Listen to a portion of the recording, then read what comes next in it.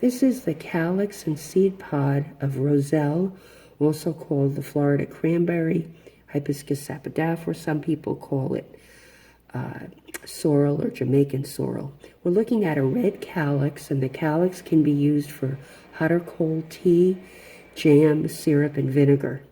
The seed pod contains natural pectin. On the hibiscus plant, the flower falls off, it dies, and the calyx continues to grow and the seed pod grows. And I harvest when the calyx is at its maximum size, if possible. And then to make jam, I remove the calyx from the seed pod. The seed pod contains natural pectin. And I simmer the seed pod until it becomes a little translucent, and that extracts the pectin.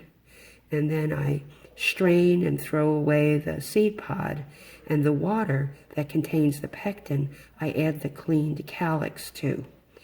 And that simmers a while. Then I use an immersion blender and blend it, strain it, remove the fiber, and then return it to the pot, add sugar, and you have jam. This hibiscus has to be replanted every year. I usually plant my seeds in January or February, or I do some in January and some in February. And I usually harvest in October, early November, which it is now. For seeds for next year, I leave some of the largest calyx on the plant and let them slowly dry out naturally on the plant on their own. And then I harvest the seeds when the calyx and the seed pod are totally dry. And I always try to use the best seeds for the coming year. That little brown thing, if I could find it again, that's actually a dead flower that got mixed in here. They're on their fourth wash. I do one wash outside to get the bugs out of it, and then I bring it in the house and I do 4 washes in the sink.